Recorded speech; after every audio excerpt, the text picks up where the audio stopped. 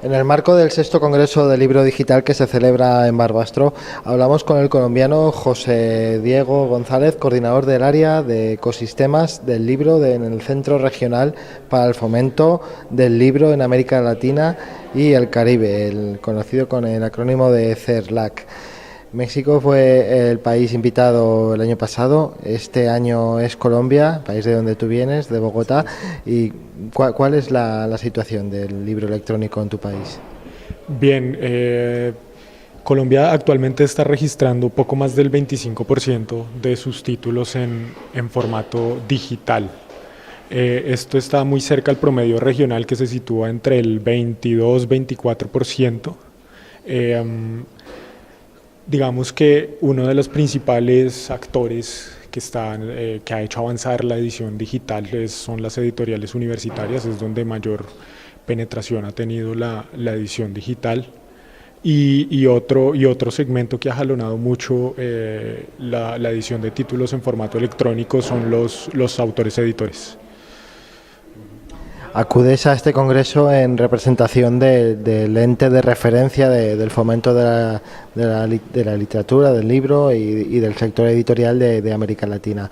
¿Nos puedes contar un poco por extensión cuál es la situación de la penetración del libro electrónico, ya no solo en Colombia, sino ya en todo el espectro de América Latina? Bien, el último año se registraron cerca de 194.000 ISBNs en todos los países de América Latina. De esos, cerca del 22% fueron títulos que se editaron o se publicaron en formato digital. Los únicos dos países que se encuentran por encima del promedio regional son Brasil y Cuba, curiosamente. Pero digamos que en general lo que uno se encuentra es que el formato digital ha avanzado fundamentalmente en los mercados que están más maduros y que históricamente han estado más consolidados, que son por supuesto Brasil, México, Argentina, Colombia, y a ellos yo les sumaría Chile y Perú. Desde su entidad ha trabajado en proyectos de investigación, indagación sobre el libro electrónico. En este congreso se aborda pues la evolución que está teniendo un formato tan joven, pero que evoluciona tan rápidamente, ¿no? Se va a hablar también de audiolibros, de podcast.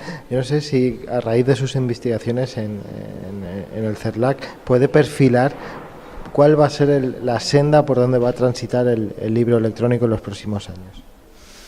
Bien, yo me cuido mucho de hacer ese tipo de aventurarme con ese tipo de pronósticos, porque pues si algo nos damos cuenta, en este momento estamos en un periodo de maduración tecnológica, y si algo resulta claro es que los editores en buena medida están sometidos a un momento de prueba y error.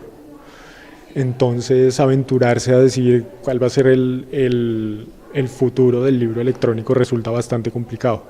Yo lo que podría decir es que en este momento, si nos fijamos y entramos en detalle a ver de esos 20 y tanto por ciento de los que yo le hablaba, que se publicaban en América Latina en formato digital, siguen siendo predominantemente en formatos como el PDF o el EPUB, que en buena medida lo que hacen es replicar el libro impreso, y no tanto todavía libros en formatos enriquecidos que juegan con una entrecruzamiento de lenguajes entre el video, el audio, y que todavía hay un camino bastante largo por recorrer en ese sentido. Seguimos replicando en buena medida el libro electrónico, el libro impreso en formato electrónico. Cuando se habla de edición en español, es inevitable fijarse en América Latina, ya sea edición en español impresa o libro electrónico.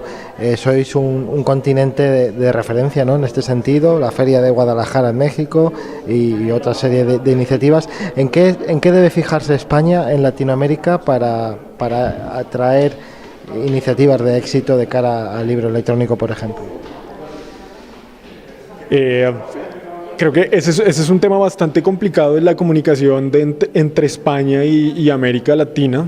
Sin duda España pues tiene una presencia, las editoriales españoles tienen una presencia bastante fuerte en América Latina y pues el continente por tamaño y por término del número de hispanohablantes, pues resulta sin duda un mercado muy atractivo para cualquier editor. Yo creería que lo que hay que entender es que sigue siendo un continente con muchas asimetrías, con muchas diferencias. Como le decía, podemos hablar de 4 o 5 mercados, 6 mercados editoriales consolidados y otros que están apenas en un proceso de consolidación o que están en condiciones bastante precarias. Y hay que entender, digamos, esas enormes diferencias, porque si bien hay una lengua que nos une, hay también una serie de condiciones y de brechas que siguen haciendo, que nos desunen, digamos, como continente para hablar de América Latina como un todo. Esa sería una de las recomendaciones. Bueno, ya por último, desde su entidad, el CERLAC, ¿qué tipo de iniciativas o de programas llevan a cabo para fomentar el libro en América Latina y el Caribe?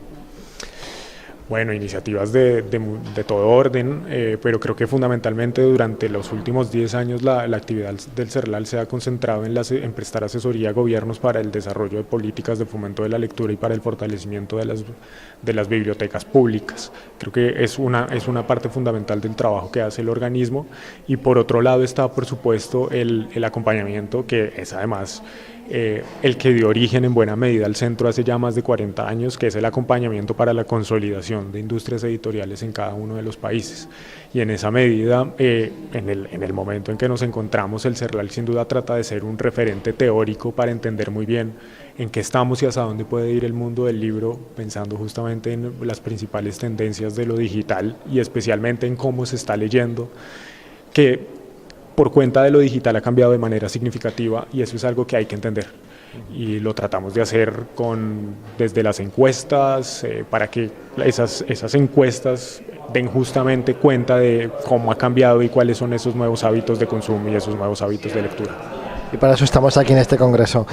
Muchas gracias y bienvenido a España. Gracias.